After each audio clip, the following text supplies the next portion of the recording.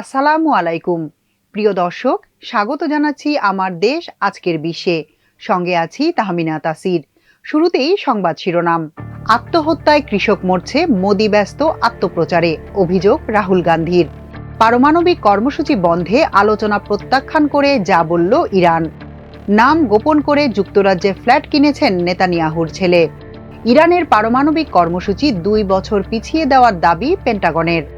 ভারতের সাথে যুদ্ধে পাকিস্তান আল্লাহর অদৃশ্য সাহায্য পেয়েছে, জানিয়েছেন পাকিস্তানি স্বরাষ্ট্রমন্ত্রী। এবার ইয়েমেনে হামলার হুমকি ইসরায়েলের। তীব্র গরম ইউরোপে, হিটস্ট্রোকে মারা গেছেন 8 জন, গ্রিসে দাবানল। এবার বিস্তারিত। কংগ্রেস নেতা রাহুল গান্ধী আজ বৃহস্পতিবার মহারাষ্ট্রে কৃষক আত্মহত্যার ঘটনা নিয়ে নরেন্দ্র মোদী সরকারের বিরুদ্ধে তীব্র ক্ষোভ প্রকাশ করেছেন। তিনি বলেছেন, কৃষকরা ঋণের ভারে দিন দিন ডুবে গেলেও সরকার উদাসীন। কৃষকরা মরছে আর মোদী নিজের প্রচারণার সুফল দেখতে ব্যস্ত। ভারতীয় সংবাদ মাধ্যম টেলিগ্রাফ ইন্ডিয়ার খবরে বলা হয়েছে, লোকসভায় বিরোধী দলীয় নেতা রাহুল গান্ধী সামাজিক যোগাযোগ মাধ্যম এক্সে হিন্দিতে দেওয়া এক পোস্টে অভিযোগ করেন, কৃষকদের ঋণমুক্তি ও ফসলের ন্যূনতম সহায়ক মূল্য আইনিভাবে নিশ্চিত করার দাবি সরকার বারবার উপেক্ষা করছে। এর আগে গতকাল বুধবার মহারাষ্ট্র বিধানসভায় কৃষক আত্মহত্যা ও সয়াবিন চাষিদের বকেয়া পরিশোধ না করা নিয়ে বিরোধী দলের সদস্যরা দুবার ওয়াকআউট করেন। বিধানসভায় কংগ্রেস নেতা বিজয় ওয়েডিত্তিরওয়ার দাবি করেন, এবছরের জানুয়ারি থেকে মার্চের মধ্যে মহারাষ্ট্রে 667 জন কৃষক আত্মহত্যা করেছেন। এর মধ্যে 200টি মামলায় সরকারি সহায়তার জন্য আবেদন অযোগ্য বলে ঘোষণা করা হয়েছে এবং 194টি মামলার তদন্ত এখনো চলছে। পারমাণবিক কর্মসূচি নিয়ে ইউরোপীয় ইউনিয়নের পররাষ্ট্রনীতি প্রধান কাজা কালাসের মন্তব্যের তীব্র নিন্দা জানিয়েছেন ইরানের পররাষ্ট্রমন্ত্রী আব্বাস আরাকচি। বৃহস্পতিবার সামাজিক মাধ্যম এক্সে তিনি লিখেন, যদি জেসিপিওএ জয়েন্ট কমিশনের সমন্বয়কারী বিশ্বাস করেন যে কোনো সম্ভাব্য আলোচনার উদ্দেশ্য ইরানের পারমাণবিক কর্মসূচি বন্ধ করা, তাহলে এর অর্থ হল ইইউর উচ্চ প্রতিনিধি কাজা কালাস এনপিটির নিয়মগুলোকে উপেক্ষা করেন, যা স্পষ্টভাবে সকল স্বাক্ষরকারীর শান্তিপূর্ণ উদ্দেশ্যে পারমাণবিক প্রযুক্তি বিকাশ, গবেষণা এবং ব্যবহারের অধিকার নিশ্চিত করে। জাতিসংঘের নিরাপত্তা পরিষদের রেজলিউশন 2231 এবং জেসিপিওএ এর নিয়মগুলোর আনুষ্ঠানিক সমন্বয়কারীর জন্য কোনো বৈধতা রাখে না, যার ফলে তথাকথিত স্ন্যাপব্যাক প্রক্রিয়া ভিত্তিহীন হয়ে পড়ে। ভবিষ্যতের যে কোনো আলোচনায় ইউরোপীয় ইউনিয়ন এবং এর সদস্য রাষ্ট্র ও যুক্তরাজ্যের অংশগ্রহণ এবং ভূমিকা অপ্রাসঙ্গিক এবং অর্থহীন হবে। এর আগে কাজা কালাস ইরানের পারমাণবিক কর্মসূচি বন্ধ করা উচিত উল্লেখ করে অবিলম্বে এই বিষয়ে আলোচনা পুনরায় শুরু করার উপর জোর দিয়েছিলেন। তিনি ইরানের পারমাণবিক স্থাপনাগুলোতে ইসরায়েল ও যুক্তরাষ্ট্রের সামরিক হামলার কোনো উল্লেখ না করেই ইরান এবং আন্তর্জাতিক আণবিক শক্তি সংস্থার মধ্যে সহযোগিতা পুনরায় শুরু করার আহ্বান জানিয়েছিলেন। ইসরায়েলের প্রধানমন্ত্রী বেনিয়ামিন নেতানিয়াহুর ছেলে ছদ্মনাম ব্যবহার করে গোপনে একটি ফ্ল্যাট কিনেছেন।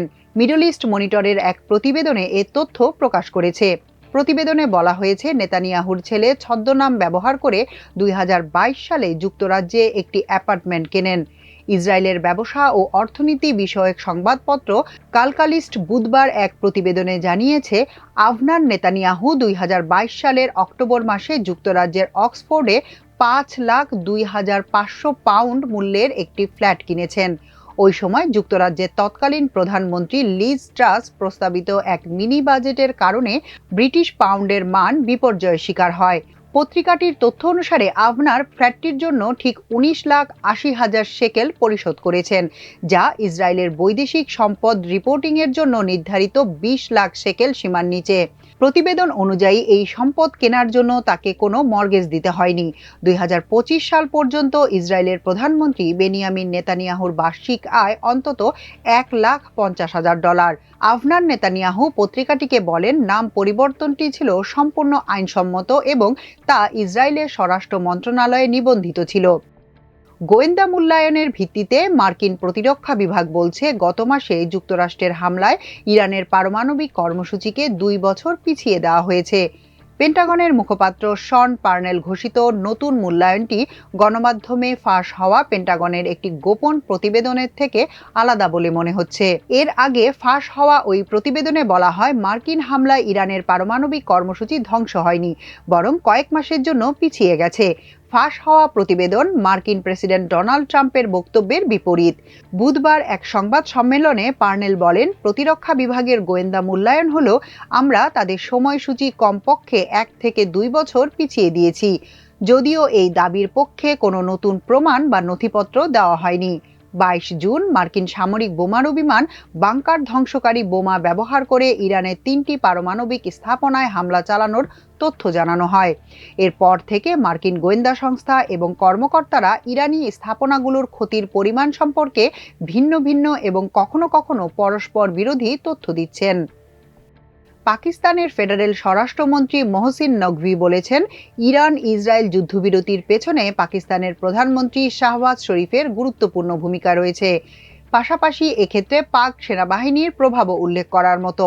বৃহস্পতিবার জিও নিউজ জানায়, রাজধানী ইসলামাবাদে মহরম মাস নিয়ে ধর্মীয় নেতাদের সঙ্গে আলোচনার সময় তিনি এসব কথা বলেন। ভারতের সঙ্গে সংঘর্ষের সময় পাকিস্তান আল্লাহর পক্ষ থেকে অদৃশ্য সাহায্য পেয়েছে বলে উল্লেখ করেন মহসিন নকভি। তিনি বলেন, ভারত 11টি মিসাইল ফায়ার করেছিল, কিন্তু সবই নির্দিষ্ট লক্ষ্যবস্তুর বাইরে পড়ে। পাকিস্তানের কোনো ক্ষতি হয়নি। তিনি বলেন, আমরা কখনোই ভারতীয় সাধারণ নাগরিকের উপর হামলা করতে চাইনি, কিন্তু যখন পাকিস্তান ভারতের দিকে মিসাইল ছুড়েছিল তখন একটি মিসাইলের লক্ষ্যবস্তুতে কিছুটা ত্রুটি দেখা দেয় এবং আমাদের চিন্তা ছিল যে এই মিসাইলটি হয়তো ভারতীয় জনবহুল এলাকায় আঘাত হানবে। তবে আল্লাহর সাহায্যে ওই মিসাইল ভারতের সবচেয়ে বড় তেল ডিপোতে গিয়ে আঘাত হানে।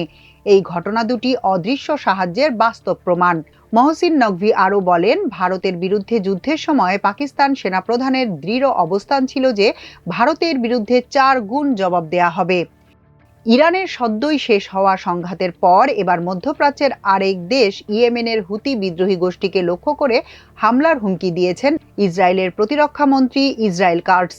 বৃহস্পতিবার সামাজিক যোগাযোগ মাধ্যম এক্সে পোস্ট করা এক বার্তায় কাটজ বলেন, ইয়েমেনের পরিণতি হবে তেহরানের মতো। আমরা তেহরানে সাপের মাথায় আঘাত হেনেছি, ইয়েমেনে বাকি দেহে আঘাত করা হবে। ইসরায়েলের বিরুদ্ধে যে হাত উঠবে সেই হাত কেটে ফেলা হবে। এক্স বার্তায় তিনি বলেন, টানা 12 দিন সংঘাতের পর গত 24 জুন ইরানের সঙ্গে যুদ্ধবিরতি হয় ইসরায়েলের। তারপর গত 9 দিনে ইসরায়েলের বিভিন্ন স্থাপনা লক্ষ্য করে একাধিকবার ক্ষেপণাস্ত্র হামলা চালিয়েছে ইয়েমেনের অর্ধেক অংশ নিয়ন্ত্রণকারী সশস্ত্র রাজনৈতিক গোষ্ঠী হুথি। তবে লক্ষ্যবস্তুতে আঘাত হানার আগেই সেসব ক্ষেপণাস্ত্র ধ্বংস করে ফেলতে পেরেছে ইসরায়েলের সেনাবাহিনী। সর্বশেষ বুধবার ইসরায়েলে ক্ষেপণাস্ত্র ছুড়ে হুতিরা। সেই ক্ষেপণাস্ত্র ইন্টারসেপ্ট বা ধ্বংস করার পর এক্সে এই হুমকি দিয়েছেন কাটজ। শীতপ্রধান মহাদেশ ইউরোপ পুড়ছে তীব্র গরমে। প্রচণ্ড উষ্ণতায় অসুস্থ হয়ে পুরো মহাদেশে বুধবার 8 জনের মৃত্যুর খবর পাওয়া গেছে। এছাড়া তাপপ্রবাহের কারণে গ্রিসের ক্রিট দ্বীপে দাবানল ছড়িয়ে পড়েছে। বৃহস্পতিবার দাবানলের কারণে দ্বীপটির 1000 বাসিন্দাকে সরিয়ে নেওয়া হয়। তীব্র গরমে স্পেনে 4 জন, ফ্রান্সে 2 জন এবং ইটালিতে 2 জন হিটস্ট্রোকে মারা গেছেন। স্পেন কর্তৃপক্ষ জানায়, তীব্র গরমে স্পেনের উত্তরাঞ্চলীয় কাতালিওনায় 2 জন এবং এক্সট্রেমাডুরা ও কর্ডোভায় আরও 2 জন প্রাণ হারিয়েছেন। এছাড়া ফ্রান্সের জ্বালানি মন্ত্রী এক বিবৃতিতে জানিয়েছেন, গরমে দেশটিতে অন্তত 2 জন প্রাণ হারিয়েছেন।